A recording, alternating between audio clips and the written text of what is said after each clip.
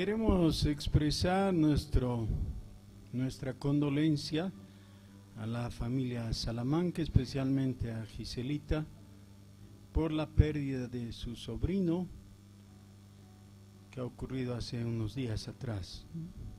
Entonces, estamos junto con ustedes en este momento de tristeza. Y así ocurre que de vez en cuando todos nosotros somos afligidos por la partida de alguien querido. Generalmente si es un familiar, eso nos afecta mucho. En algunos casos, el consuelo que se dan unos a otros es pensando en que la abuelita o la bisabuelita ya estaba muy viejita, entonces qué bien, ya no sufrió tanto y parte. Pero cuando la persona es joven o niño, eso deja un interrogante en nuestro corazón o en nuestra mente. ¿Por qué Dios se llevó a una persona así tan joven, con tanto por vivir, ¿no? Con, suponemos, un gran porvenir en algunos casos? Este fue el shock que sufrió Egipto como la última de las plagas. Hemos visto ya hace 15 días este asunto de la Pascua, ¿recuerdan? ¿Y alguien puede recordar qué significa Pascua? Era una festividad, ¿no?, de los judíos, pero nace esa fiesta, es decir, tiene su historia, ¿en qué? En un hecho histórico. En Egipto, la 10ª plaga fue la muerte de los primogénitos. Y la Pascua viene de una palabra bastante parecida, ¿no?, en el español a la del hebreo, y que significa pasar por alto. Pasar por alto. En términos sencillos y más directamente, simplemente significa pasar, es decir, no afectar. De vez en cuando alguien se queja, ¿no? Dice, fulano no me ha saludado bien. Había una persona a mi lado, ha venido, la ha saludado, luego me ha pasado por alto y ha saludado al de mi otro lado. Entonces, se siente muy ofendido por la falta de atención. Me pasó por alto, es decir, no me atendió, no me saludó atentamente. Eso para algunas personas es una ofensa sin perdón, ¿no? Como no me saludó, yo no quiero saber de esa persona. Y muchas veces el descuidado, el desatento o algo parecido, entonces pasa por alto a alguien y esa persona se ofende y de vez en cuando se ofende de por vida, ¿no? Pero si el ángel de la muerte te pasa por alto, ¿qué dirás tú? ¡Uy, qué bien! ¡Qué bien! No me tomó en cuenta, ¿no? Me ignoró. ¡Qué lindo! Buena cosa. Bueno, eso es lo que ocurrió. Así se estableció la Pascua. La Pascua, en el punto de vista de algunos expertos, de algunos teólogos, fue la fiesta más importante del judaísmo, desde los días de Moisés. ¿Por qué? Porque está en el corazón mismo de la religión del antiguo Israel. Es el núcleo del asunto. El ángel de la muerte pasó por Egipto, cada primogénito murió, pero en mi casa no hubo muerte. Mi casa fue pasada por alto, fue defendida. En el capítulo 11 de Éxodo Desde el versículo 4 voy a leer. Dijo pues Moisés: Jehová ha dicho así: a la medianoche yo saldré por en medio de Egipto, y morirá todo primogénito en tierra de Egipto, desde el primogénito de Faraón, que se sienta en su trono, hasta el primogénito de la sierva que está tras el molino, y todo primogénito de las bestias. Y habrá gran clamor por toda la tierra de Egipto, cual nunca hubo ni jamás habrá. Pero contra todos los hijos de Israel, desde el hombre hasta la bestia, ni un perro moverá su lengua, para que sepáis que Jehová hace diferencia entre los egipcios y los israelitas. Ese es el anuncio, y eso es lo que ocurrió. Dice el Señor: y descenderán a mí todos estos tus siervos, e inclinados delante de mí dirán: vete, tú y todo el pueblo que está debajo de ti, y después de esto yo saldré. Y salió muy enojado de la presencia de Faraón. Y Jehová dijo a Moisés: Faraón no os oirá, para que mis maravillas se multipliquen en la tierra de Egipto. Y Moisés y Aarón hicieron todos estos prodigios delante de Faraón, pues Jehová había endurecido el corazón de Faraón, y no envió a los hijos de Israel fuera de su país. Habló Jehová a Moisés y a Aarón en tierra de Egipto, diciendo: este mes os será principio de los meses, para vosotros será este el primero en los meses del año. Hablad a toda la congregación de Israel, diciendo: en el 10 de este mes, tómese cada uno un cordero según las familias de los padres, un cordero por familia. Y así sigue. Luego viene la ordenanza de cómo se tenía que celebrar a continuación la Pascua.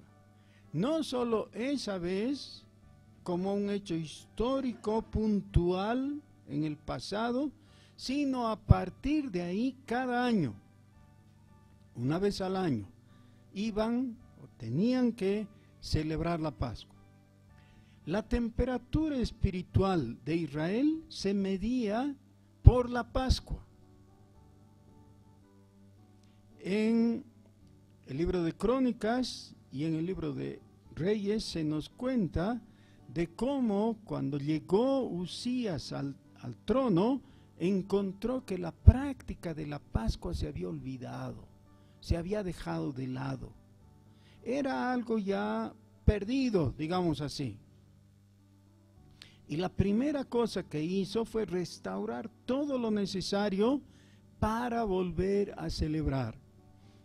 Y el acto más sobresaliente que se realizó con Josías, el gran rey de Judá, del único que no se habla que tuviera algún defecto, ¿no?, que todas las cosas hizo bien, fue restaurar la práctica de la Pascua, otra vez.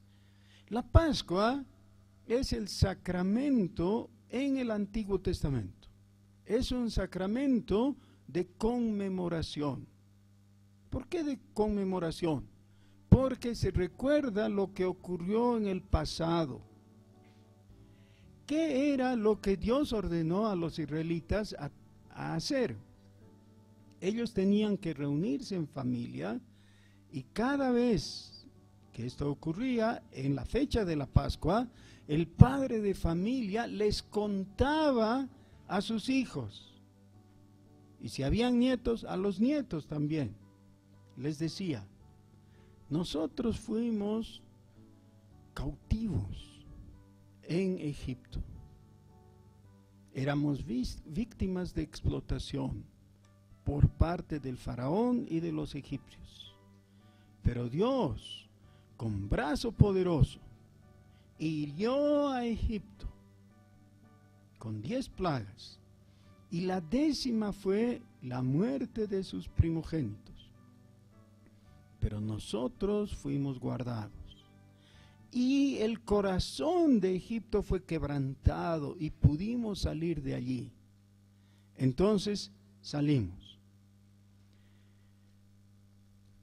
En el versículo 21 del capítulo 12 dice: y Moisés convocó a todos los ancianos de Israel y les dijo: sacad y tomaos corderos por vuestras familias y sacrificad la Pascua. Y tomad un manojo de hisopo y mojadlo en la sangre que estará en un lebrillo, y untad el dintel y los 2 postes con la sangre que estará en el lebrillo, y ninguno de vosotros salga de las puertas de su casa hasta la mañana. Versículo 28. Y los hijos de Israel fueron e hicieron puntualmente así, como Jehová había mandado a Moisés y a Aarón. Y luego desde el versículo 29 del capítulo 12 se nos relata cómo los primogénitos de Egipto efectivamente murieron. En reacción a eso, en el versículo 31 se nos cuenta que el faraón hizo llamar a Moisés y a Aarón de noche y les dijo: salid de en medio de mi pueblo, vosotros y los hijos de Israel, e id, servid a Jehová como habéis dicho. Tomad también vuestras ovejas, vuestras vacas, como habéis dicho, e idos, y bendecidme también a mí.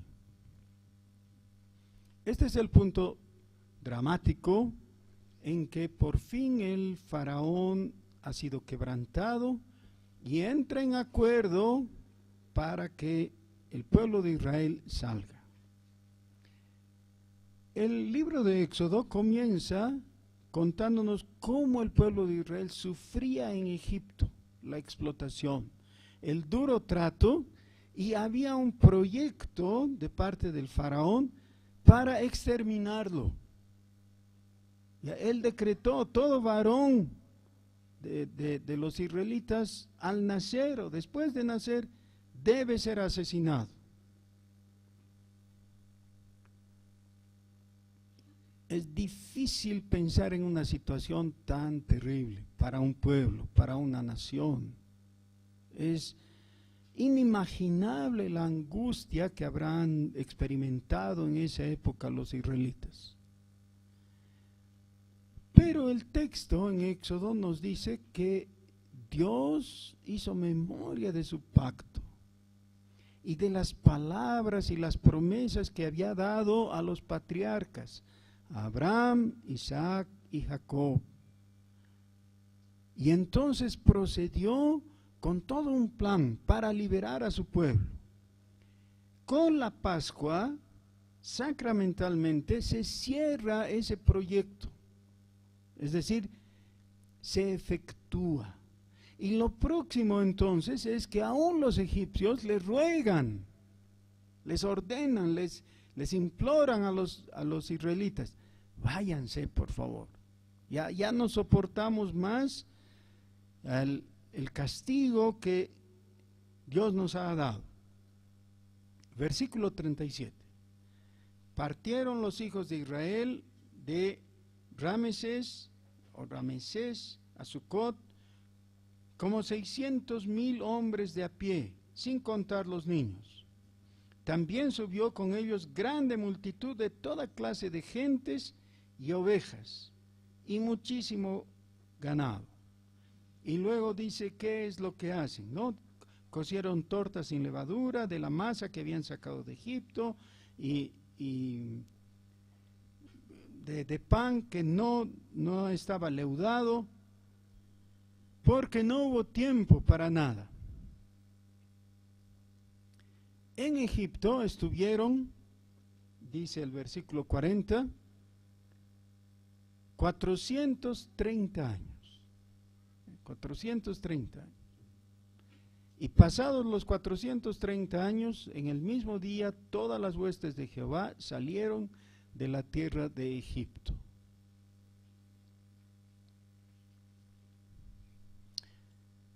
Hermanos, Egipto es el símbolo del mundo en varios sentidos, pero en este caso es el lugar donde está sufriendo opresión. Si tú puedes mirar en tu entorno y decir algo parecido a esto: qué desgraciado soy en este lugar, ojalá me fuera a... Hace 20 años era ojalá me fuera a España, ¿no? Todos querían irse a España. Antes de eso estaba de moda irse a los Estados Unidos o al Canadá o alternativamente a Australia, ¿no? Y todos pensaban en migrar. Bueno, de vez en cuando las cosas cambian y entonces los que estaban en España prefieren volver aquí y migrar a otro lugar. Pero ¿por qué se producen esas migraciones? En general es porque el nivel de vida se supone que es un poco mejor ahí a donde se va. No es la diferencia de la noche al día, es solamente que en cuestión de grados quizás vas a mejorar un poco. En este caso, lo que pasaba con Israel en Egipto no era que vivían un poco peor. No, realmente eran esclavos y estaban afligidos y sin esperanza de vida. ¿Ya? Sin esperanza de extenderse, de permanecer como pueblo. Estaban destinados a la extinción. Esa situación gravísima representaba para ellos Egipto y el faraón en su trono. Por eso Dios intervino y los sacó con esta orden específica: salgan de Egipto, yo les voy a llevar a una tierra buena que fluye leche y miel. Eso es. ¿Saben qué? Ahora quiero introducir un pensamiento que es bíblico, pero no es de este pasaje, que viene después, un poco después, no solo en Éxodo, sino en los libros que constituyen el Pentateuco. Más tarde se dieron cuenta los líderes de Israel que se produjo un fenómeno extraño. El salir de Egipto fue cuestión de algún tiempo, ¿no? En realidad el proceso que siguió eso de las plagas que envió Dios. ¿Cuánto tiempo duró eso? Algunos meses, un poquito. Más que todo duró entre que Moisés estaba remoloneando porque Dios lo enviaba y él decía que no podía ir, hasta que tuvo que ir, ¿no? Pero no fue muy largo, en realidad fue bastante rápido. Salir de Egipto no fue tanto el problema. El problema que duró y que es un tema que se rescata en los profetas menores especialmente, es que Egipto no salió de ellos. El problema es que ellos que estaban en Egipto, al salir, llevaron consigo a Egipto en su corazón. Y la pregunta es, ¿cómo puedo sacar Egipto de mi corazón? Esto, como varios de ustedes ya saben, significa simplemente, ¿cómo puedo dejar la mundanalidad? Porque la realidad es que yo vivo pegado al mundo, soy mundano, amo el mundo, amo las cosas del mundo. Esa es la confesión que tenemos que hacer todos nosotros. Y por eso el apóstol Juan, en su primera epístola, en el capítulo 2, el versículo 15, nos da un mandamiento muy concreto, que dice: no améis al mundo, ni las cosas que están en el mundo. Si alguno ama al mundo, el amor del Padre no está en él.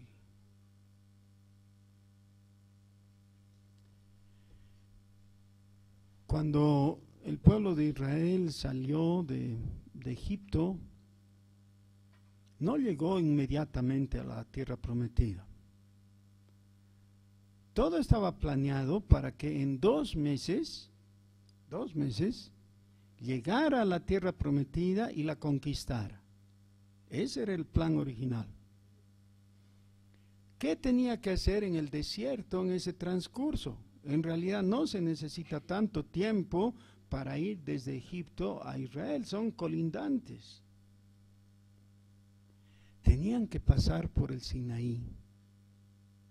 Y ahí Dios les iba a dotar de un gran don, la ley. La ley. Pero eso no fue lo que les atrasó. Eso tomó su tiempo, pero solo lo suficiente. Ellos no tardaron los 2 meses que estaban planeados por Dios. Tardaron 40 años. Es decir, toda esa generación.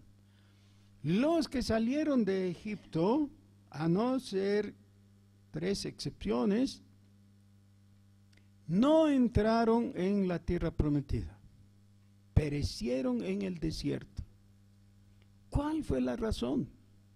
La que ya he dicho hace un momento. Egipto no salió de su corazón. Ahora, la obra de salir de Egipto, que es lo externo, lo físico, lo visible, eso no dependía de ellos. En realidad los israelitas no hicieron nada para salir de Egipto por sí mismos. ¿Ya? Dios no les ordenó maten un egipcio cada uno, o saboteen los puentes, o bloqueen los caminos, o algo así. Nada de eso. Ellos en Egipto no tuvieron que hacer nada. Dios lo hizo.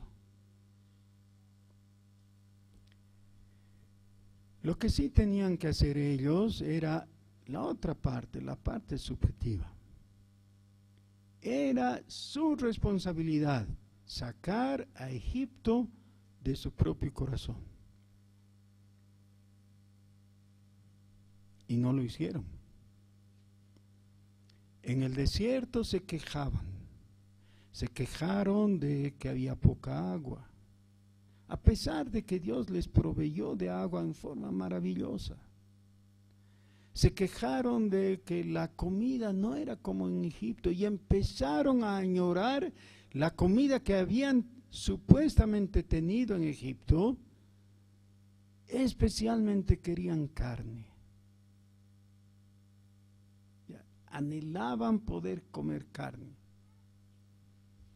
Y se quejaron de ello. Y Dios les dio carne de los cielos y les dio maná. Pero ellos seguían murmurando y quejándose. Y cuando por fin llegaron a la tierra prometida, no fueron capaces de tomarla. Así que perecieron en el desierto.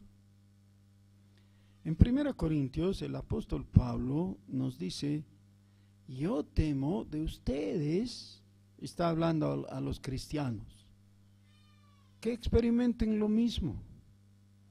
Es decir, que reciban de Dios el don, porque es un regalo, de la salvación, pero nunca entren en la tierra prometida por incredulidad. Y la gran preocupación del escritor de la epístola a los Hebreos es justamente esa. El escritor de Hebreos dice: no sea que por desobediencia ustedes nunca experimenten el reposo del Señor. El reposo del Señor está simbolizado ahí por el entrar a la tierra del reposo.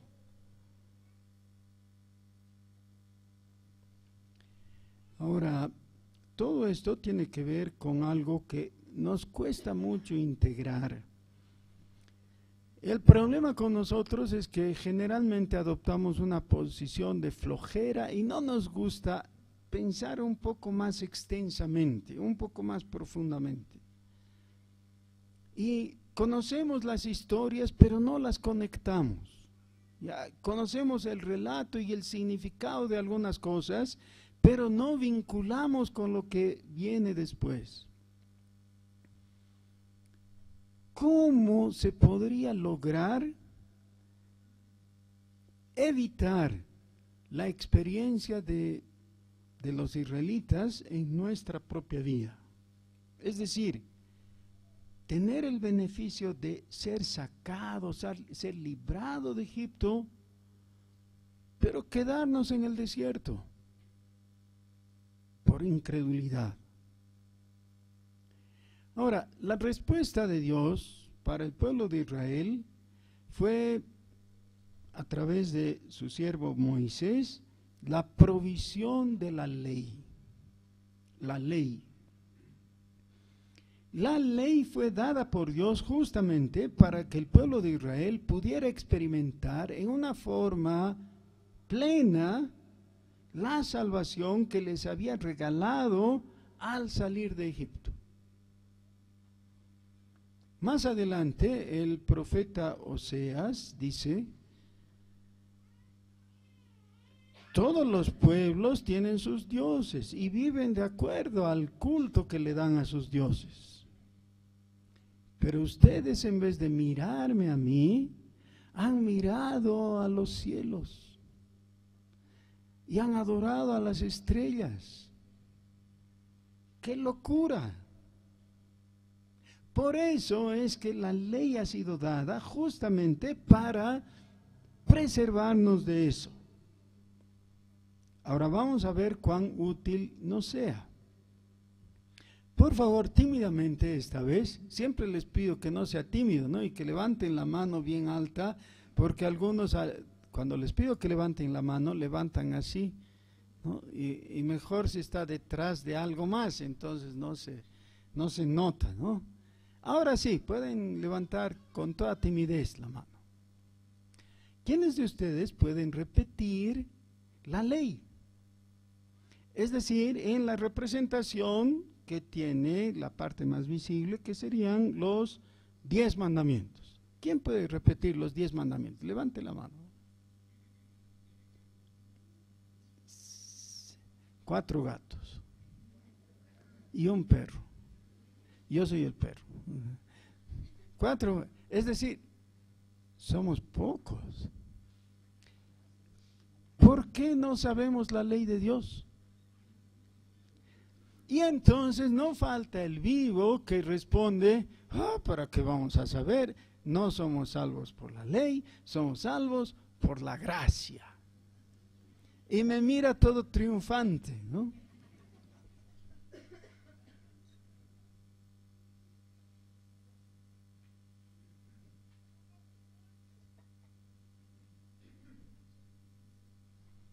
En este mismo libro, más adelante, en el capítulo 20, se nos dan los 10 mandamientos.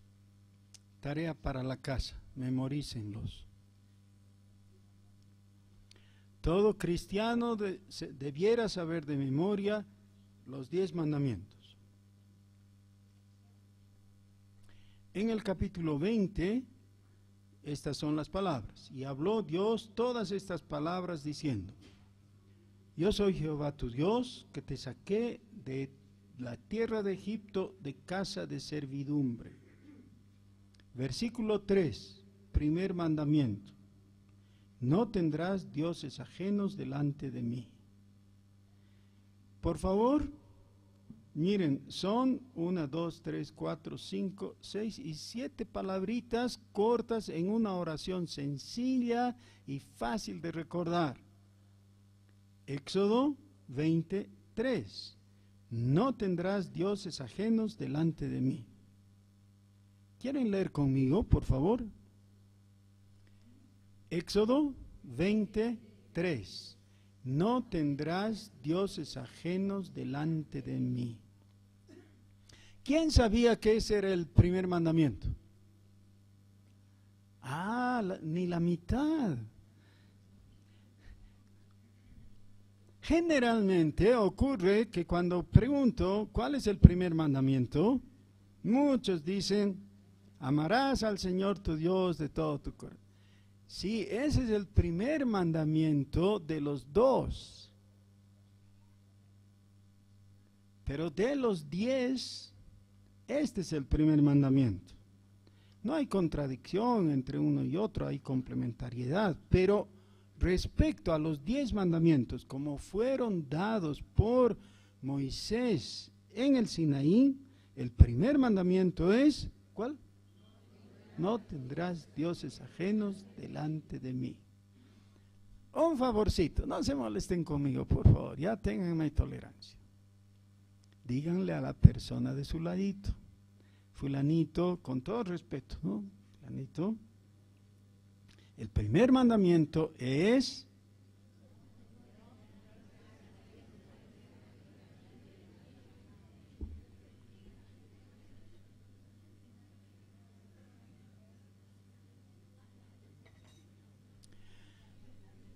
muy bien, hermanos, ahora viceversa, ¿no? El que oyó, ahora dígale al que le dijo antes. Replique. Querido hermano, o querido marido, o querida esposa, no sé lo que. El primer mandamiento de la ley de Dios es: no tendrás dioses ajenos delante de mí.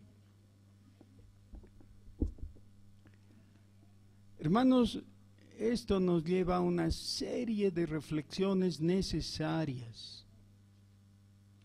Estas reflexiones deben estar basadas en la Escritura, por supuesto, pero necesitamos hacerlas nosotros. Ya debemos pensar en el asunto.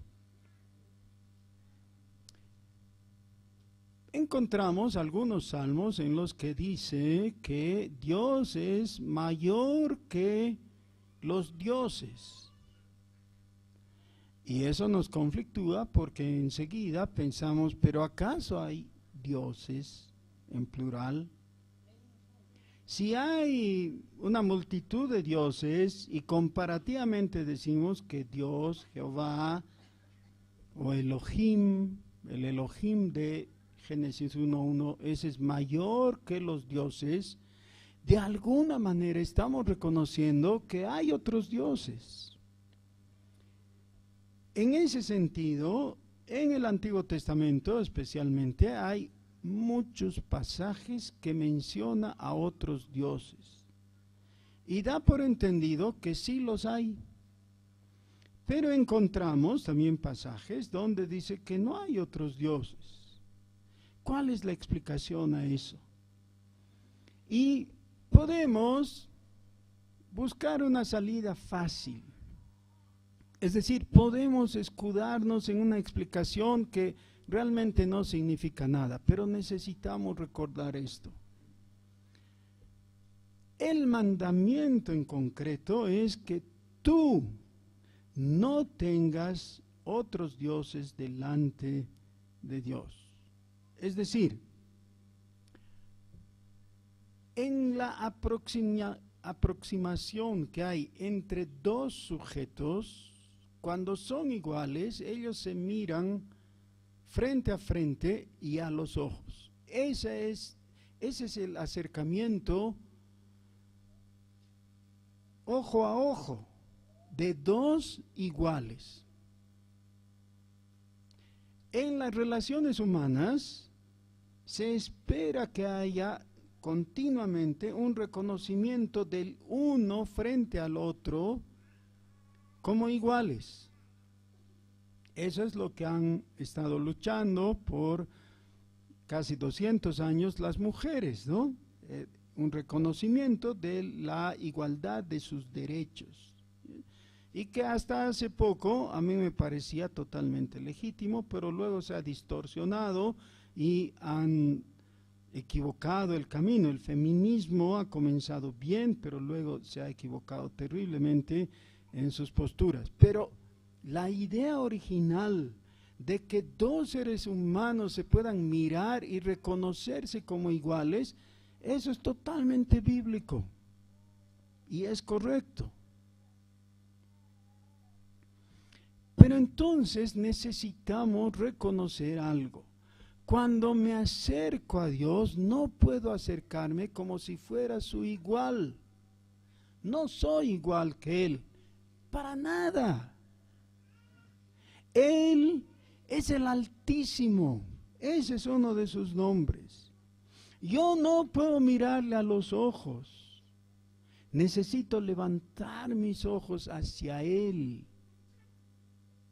Necesito reconocer su superioridad. La mejor expresión que encuentro de esto está en el Salmo 123. Dice: como la sierva busca los ojos de su señora, así te miro a ti. Al mirar a Dios, necesito reconocer mi pequeñez y su superioridad. De ahí surge uno de los nombres de Dios. El Elión es el nombre en hebreo y se traduce generalmente por el Altísimo. El Altísimo, ante el cual no puedo permanecer igual.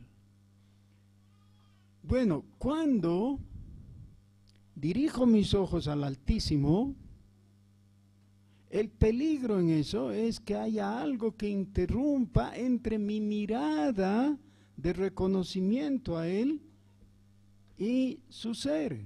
Sobre todo porque nosotros reconocemos que Dios es invisible. Uno de los atributos de Dios es que es invisible. Así que no es con los ojos físicos que podemos situar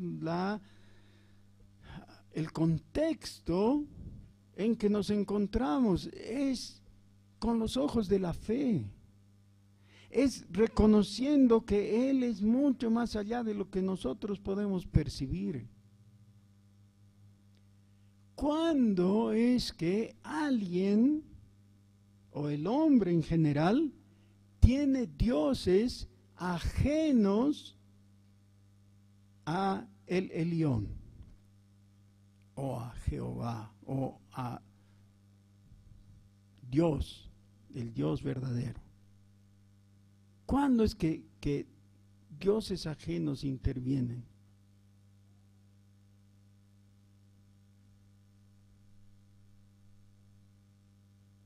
Hermanos queridos, es muy fácil para nosotros mirar desde nuestra posición cómoda con el dedo acusador hacia los paganos. Los paganos abominables, ellos son los que tienen dioses ajenos. Y despreciamos a nuestros vecinos que tienen el equeco, ¿no? Y yo diría con justa razón, porque eso del equeco es una cosa tan ridícula en realidad. Sí, bueno, pero necesitamos volver nuestros ojos a nosotros mismos y preguntarnos, ¿por qué es al pueblo redimido que le dice: no tendrás dioses ajenos delante de mí? Cuando leemos la historia de Israel, después de que recibe la ley, después de que conoce este mandamiento, es la historia de un pueblo que una y otra vez se vuelve a los ídolos. Todo el tiempo. Leer la historia que viene en el libro de los jueces, por ejemplo, es hasta cansador, es horrible. Uno lee la escritura y encuentra que la generación con Josué vivió bien, y los hijos de Josué. Y luego vino otra generación que ya no conoció a Josué, y la primera cosa que hacen es caer en idolatría. Y como caen en idolatría, caen en todo tipo de pecados, y entonces son invadidos y secuestrados en su propio país, y Dios los tiene que rescatar. y claman a Dios y Dios les envía ayuda y un libertador. Y luego uno piensa, bueno, ahora ya se van a portar bien, ya van a vivir bien, ya van a adorar solo a Dios. No, les dura una generación.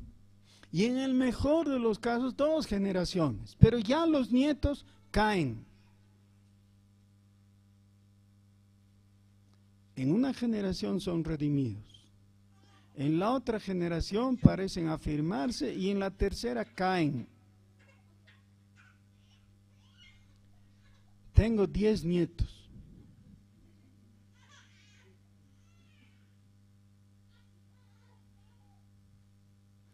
Y tengo ganas de ponerles collar de perro. Solo porque es más barato el collar de perro. Algún collar, alguna cosa, un arnés, no sé, algo, y sujetarlos con una cadena. Yo quisiera asegurarlos, afianzarlos en el reino de Dios.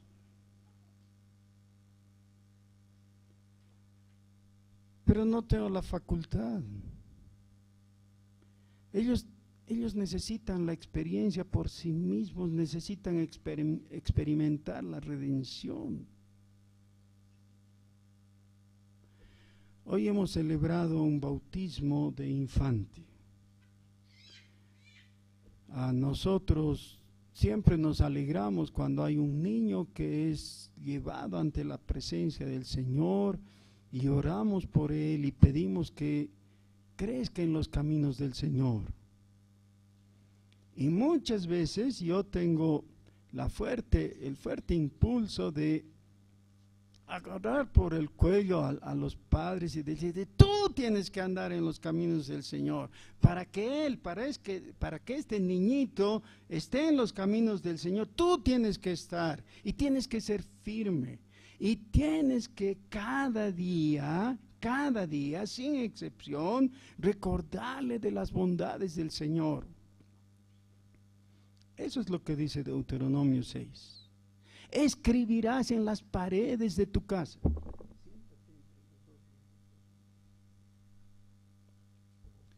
Escribirás en las paredes de tu casa y en el dintel de la puerta y en todo lugar, y vas a poner delante de tu frente la ley de Dios, el conocimiento de Dios.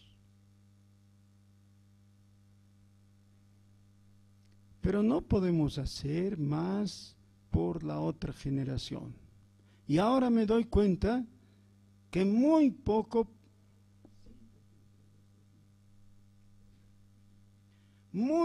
podemos hacer aún por la subsiguiente. ¿Qué podemos hacer?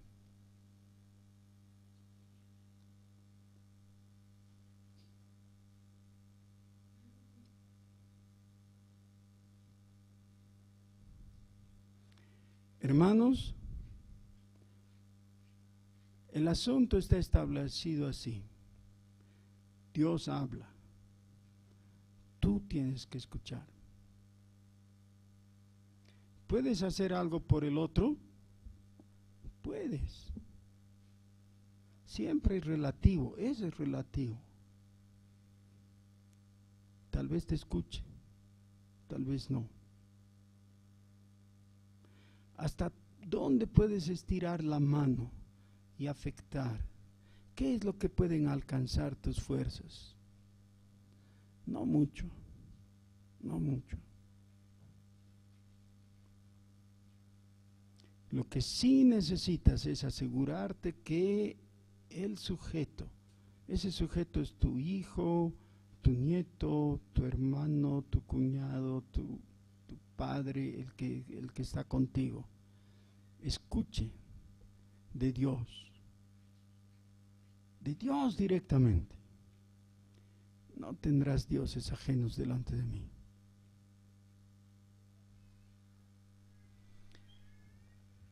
Sin ese mandamiento fundamental, todos los demás mandamientos son solamente de beneficio secular. ¿Qué quiere decir beneficio secular? Temporal. ¿Ya? Por supuesto, si honras a tus padres, te va a ir bien. Eso es lo que dice el mandamiento, ¿no? Para que Dios alargue tus días en la tierra que Dios te da. Es decir, en la tierra y tus días. O sea, ¿va a haber beneficio? Sí, pero es secular. Si obedeces el mandamiento, no robarás, ¿qué te va a pasar? Lo más posible es que no entres a la cárcel por ladrón, ¿no? Qué bien, claro. Pero eso no va a ser la gran diferencia. La gran diferencia está en que un solo Dios haya en tu vida. Un solo Dios. Un solo Dios. Fuera todo otro Dios. No puedes tener varios dioses. No tendrás dioses ajenos delante de mí. Quiere decir, ya me has reconocido, ya sabes que yo soy real, ya has visto mis obras en Egipto, ya has visto cómo he mandado las plagas, cómo con brazo poderoso te he sacado de Egipto, ya has visto que solamente con soplar yo el mar se abre, todo eso, ya sabes que yo soy y que yo estoy aquí, ya, sí. Bueno, no quiero otros dioses. No voy a compartir mi gloria. Ese es el mensaje central de Isaías. No compartiré mi gloria. Dios no va a aceptar eso. A veces nos asombramos por la inmensa capacidad de Dios de perdonar nuestro pecado. ¿No es verdad? Y decimos, ¿cómo tiene tanta misericordia conmigo y tanta paciencia? Sí, está bien. Pero la verdad que está al otro lado de la moneda es esta. Dios no va a compartir su gloria. Nuestros amigos católicos suelen usar un término bastante común. Dicen, gracias a Dios y a la Virgen. ¿Han oído? Y luego si tú dices algo, pero ¿y ustedes por qué no creen en la Virgen? Y luego hay que hacer toda la explicación. No es que creemos, claro que creemos que María era virgen cuando concibió al Señor Jesús y hasta que dio a luz fue virgen y todo eso. No es que no creemos y nadie la aborrece ni nadie quiere hablar mal de ella y todo lo demás, ¿no? Todas esas explicaciones. Ese no es el punto. El punto en concreto es que Dios no compartirá su gloria. Cuando dices gracias a Dios, solo vale si dices gracias a Dios y punto. No y a San Guchito o a San Antonio, no sé qué, o a cualquier otro. No. Es gracias a Dios. Cuando Dios hace algo, es Dios el que recibe la gloria, solamente Él. No tendrás dioses ajenos delante de mí, no otros dioses. ¿Por qué ajenos? ¿Por qué no dice, no tendrás otros dioses? Listo. ¿Por qué utiliza ese término? ¿Por qué resultan ajenos respecto a la observación de Dios? Porque son ajenos a la relación que se ha establecido entre el Altísimo y tú que eres el redimido. Dios es uno solo. El solo Dios que vive y reina eternamente, que habita en luz inaccesible. Ese Dios se ha dignado poner sus ojos en ti para rescatarte y redimirte. Y ha establecido por su poder y su gracia una relación única. Y en esa relación nadie más puede intervenir. El Dios que es trascendente se ha hecho accesible a ti en Jesucristo. Pero Jesucristo no es solamente un mensajero, no es solamente el que habla, el Mesías y todo. Eso es también, sí, claro, pero Jesucristo es Dios mismo. Es Dios, el Dios eterno, hecho hombre, que te ha alcanzado y que ha establecido esa relación entre tú, el redimido, el rescatado, y su gloria. Estás ante el Dios Santo. Esa es la exhortación de la epístola a los Hebreos. Entremos pues confiadamente al trono de su gracia. ¿Saben qué? En esa relación no hay una secretaria en medio que te habilite y que te diga en la sala de espera, tome asiento, espere, ahorita lo voy a anunciar. No hay eso, no hay nada. Es Dios y tú. Dios no pone intermediarios en eso. A nadie. Y tampoco los admite.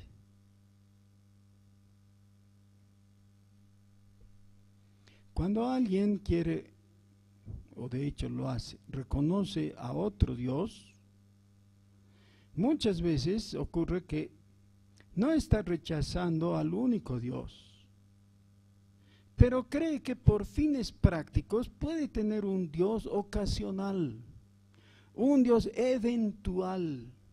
Eso justamente es el equeco. Hablas con una persona y te dice, no, pero si yo creo en Dios. Ah, ya, qué bien. Sí, pero en las alacitas hay que tener un equeco. Solo en las alacitas. No seas pues tan fanático. ¿Qué te hace? Un ratito. Solamente lo voy a hacer fumar a mi equequito y con eso ya me va a ir bien.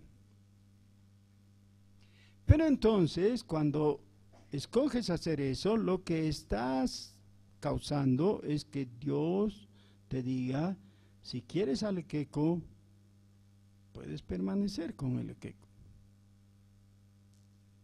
Pero entonces no digas que crees en mí. No busques mi paternidad, no busques mi favor. Si vas a creer en mí, solo puedes creer en mí. Eso es todo. Punto. No tendrás dioses ajenos delante de mí. Todavía es un conflicto intelectual, nos causa. ¿Cómo es que el hombre proyecta otros dioses? La epístola a los Romanos nos dice, pues habiendo conocido a Dios, ese es el nivel más alto. No le glorificaron como a Dios, ni le dieron gracias, sino que se envanecieron y su necio corazón fue entenebrecido. Creyendo ser sabios, se hicieron necios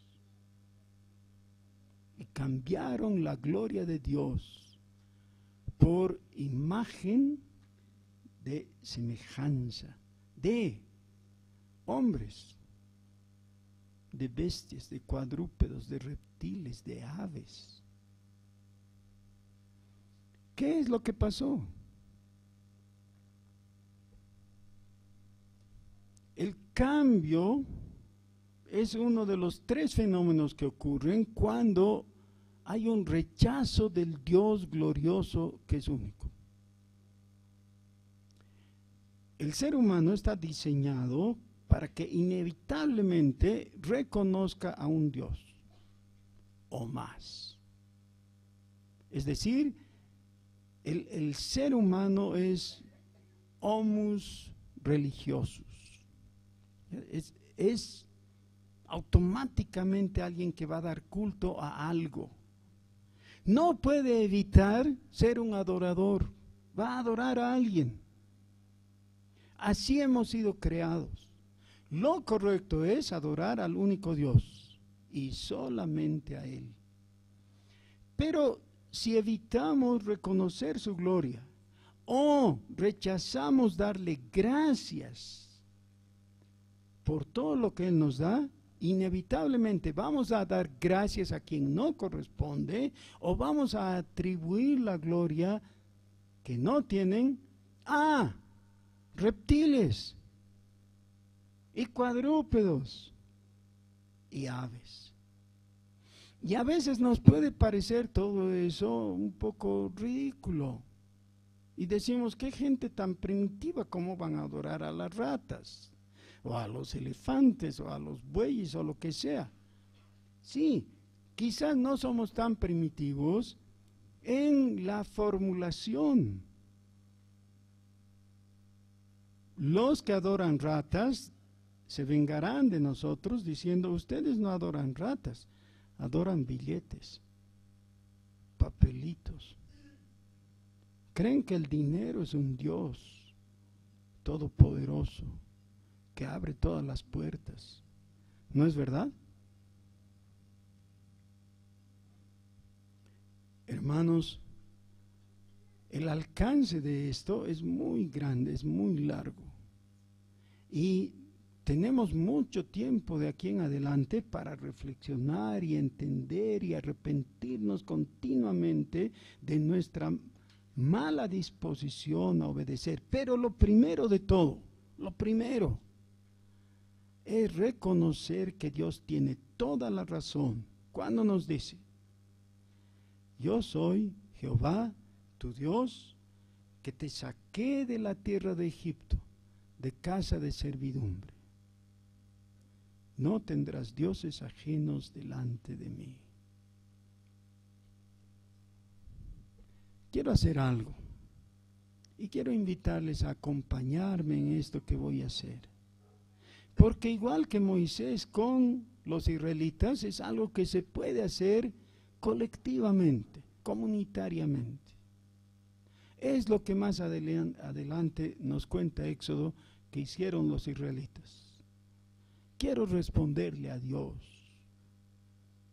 y decirle, Dios del cielo, no tendré dioses ajenos delante de ti.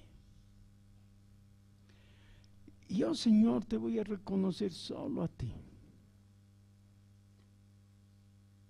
No estoy confiando en mis fuerzas, en mi resolución, en mi fuerza de voluntad o en mi capacidad mental. Nada de eso sirve. Quiero partir de la realidad. La realidad es que hay un solo Dios, el Dios que ha creado todo, el Dios que sostiene todo, el Dios que ha redimido a los que son salvos y a mí también por gracia. Un solo Dios. Tú eres mi Dios. Solo para ti es mi corazón. A ti te voy a adorar. No tendré dioses ajenos delante de ti, ni de ocultas, ni en público. Solo Jesucristo es el Señor.